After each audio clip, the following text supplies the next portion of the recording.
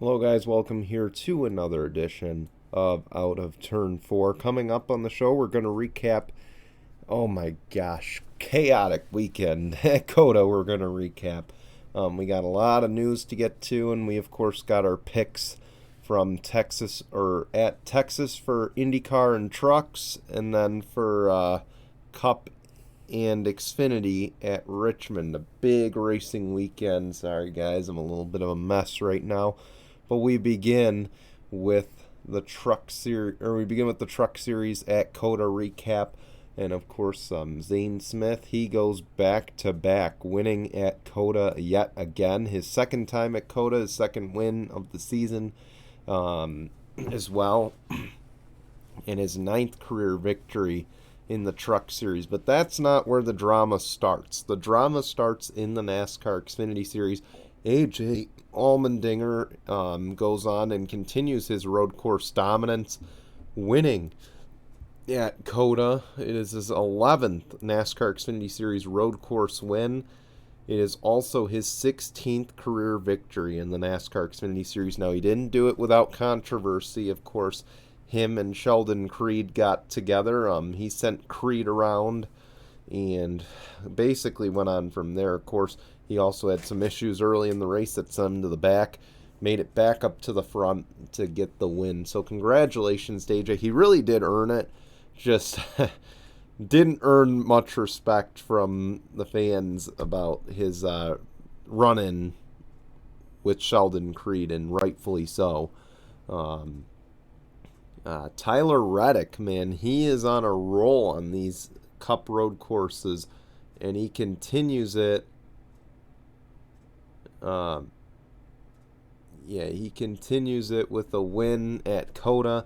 His first win of the season, his first with 2311 Racing, and of course his fourth career victory. This race I want to go more in depth about. I tried to watch most of it start to finish.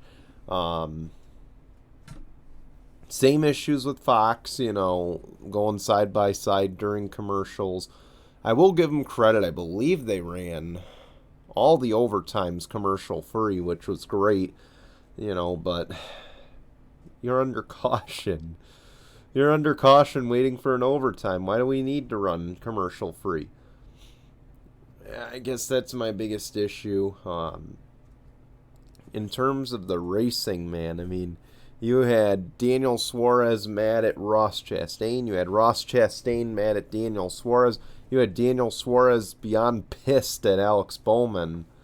Oh, man. You had so many guys upset with each other. You had so many F1 guys that were actually, they were whipped the entire race. I mean, they were whipped at the end of that. Kimi Räikkönen, of course. Jenson Button. Man, those two were exhausted at the conclusion of that.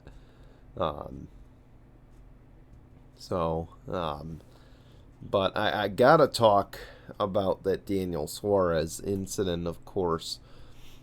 Suarez, of course, got tagged. Basically what happened was Briscoe pushed Chastain into the corner. Chastain hit the 48. The 48 then hit the 99, sent him around. It's a very fine replay. You got to look really close, but definitely I can't fault Chastain for that. Just can't fault him for that. And I'm a Ross fan, but I can't, honestly. But he ran very well. Yeah, it's just unfortunate. Everyone tries to make it 5 wide into that first corner, and sometimes they come out alive. Other times, they're spinning in front of the whole pack. So there's just no way to get through it. But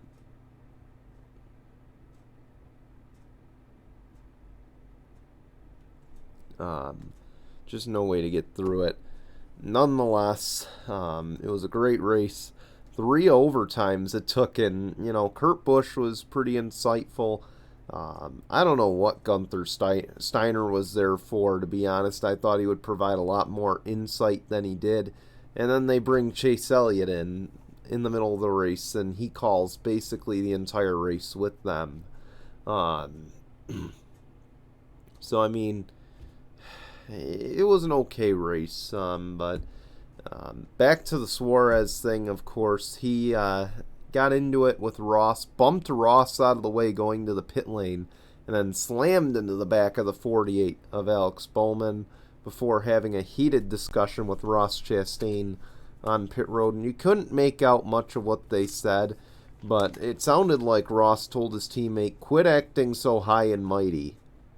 So maybe some drama brewing in that Trackhouse shop there between these two. And, I love the intensity. I love, I love it all, but, man, Suarez, you should have seen a replay for sure. I love the intensity. I love the fire in him, but that was a moment where you just got to look at the replay before you know who to get mad at. I mean, if it was Ross that just straight up dumped the 48 into him, that's a totally different story. But, it's tough to see, but Briscoe definitely got into Ross and started that whole incident. So, I'm just pointing out what I saw. You can look on Twitter. There's videos of it. It definitely happened. But overall, COTA was pretty fun to watch. It just continues to prove time and time again that COTA is without a single ounce of a doubt that COTA is the best race on the NASCAR, or the best race in the state of Texas. It is the best track, hands down.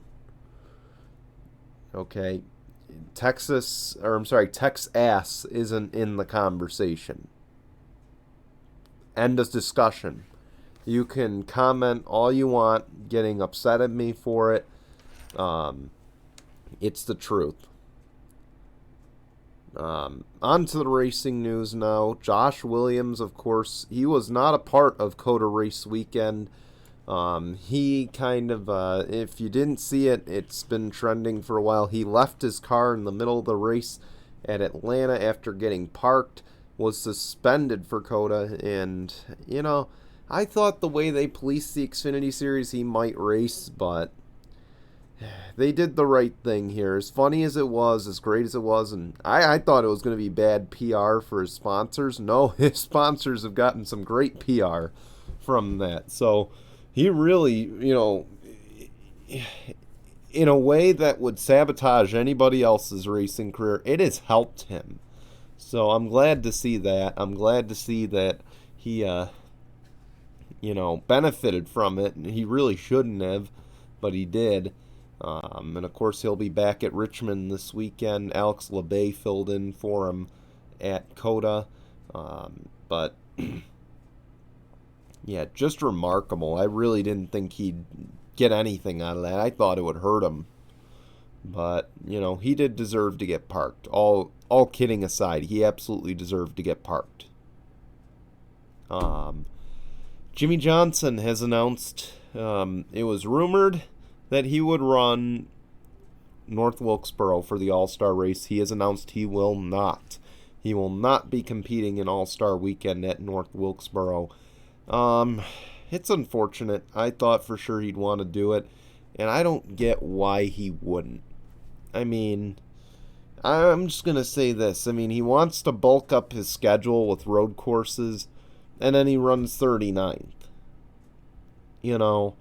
I just don't get it. Run the races that you're going to do well in. You're not going to finish top 20 on a road course in a Legacy Motor Club car. It's just not going to happen. I mean, I'm just telling you the cold, hard truth there. Your best bet is on ovals. Just stick to the ovals, Jimmy. And North Wilkesboro would be a great race for you. I think it would be. But again, that's, I don't know. I feel like it's an opportunity missed for Jimmy Johnson. That's the bottom line. I think it's an opportunity missed for NTT has announced they will be extending their partnership with, series title sponsorship. They will also be working with IndyCar to enhance the fan experience, including IMS concessions. That is awesome. I can't say enough about that. That is just awesome that they are going to work together and they are going to, help enhance the fan experience. I can't wait. I hope something happens at Mid-Ohio this year because, of course, I will be there for that race. But man, I'm excited, and NTT is a great partner for IndyCar. Just wish they had a better TV deal. I'll leave it at that. Speaking of deals, of course, Gainbridge and Andretti Autosport have announced that they will help Dan Wheldon's sons, of course, Sebastian, the 14-year-old son, and Oliver, who's 12. They will be a part of the Andretti development program with sponsorship from Gainbridge, which means they will. Which means they will move up the ladder from karts to cars. I believe one's an F4 already, and eventually, hopefully, into the NTT IndyCar series, or maybe even F1. I don't know. But nonetheless, I'm glad to see Andretti do right by Dan Wheldon and his family, and I'm glad to see the paddock really work together, and Gainbridge, especially in Group 1001.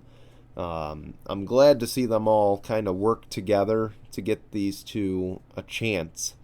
Now, I mean, it's tough. I mean, poor Oliver there. I don't even think he remembers his dad, to be honest. Of course, he was a baby when his dad won the Indy 500 the year he unfortunately passed away. And then Sebastian, losing his dad young. It's like I said, I'm just glad to see Andretti do right by that family. I'm so excited to see them, and I hope in 6-7 years to see Sebastian in IndyCar, and I hope in 10 to 12, or 9 to 10 years to see Oliver run in IndyCar for Andretti Autosport, or just for any team in general. I hope we can see them run at the top level eventually. And they'll definitely have a backing, so it'll be fun to watch. Alright, picks I don't want to make. We start with the Texas races. IndyCar at Texas Motor Speedway. I'm picking Joseph Newgarden. He was pretty good there last year. I wouldn't doubt Pato O'Ward will be in contention and battling hard for the win. So I'm definitely not going to take Pato out of the discussion, but I think Joseph Newgarden will get the job done. As far as the Truck Series at Texas, I'm going to go with Ben Rhodes. Of course, it'll be an Indy and NASCAR doubleheader, just like back in the old days at Texas, so it'll be fun to watch. But Ben Rhodes is my pick. I feel like he's due. I feel like it's going to happen. I feel like this is a track that could help him, get that win. Xfinity Series at Richmond, I'm going to go with Josh Berry. He's a good short track racer, and I feel like Chevy's right there to start the season, so Josh Berry's my pick. Then the Cup Series at Richmond, it's Denny Hamlin's home track. I got to go with Denny Hamlin. So those are my picks for the race weekend. Sorry, it's still a short week. Not too much news to really digest deeply. Of course, we'll have a lot more news later in the year, like I said, once silly season starts to ramp up. But we want to thank you for watching, and we'll see you back here hopefully for Sunday morning Tinkle on Sunday, or no final bell tomorrow afternoon. But otherwise, I will see you back here next Tuesday for another edition of Out of Turn 4. Until then, goodbye, everyone.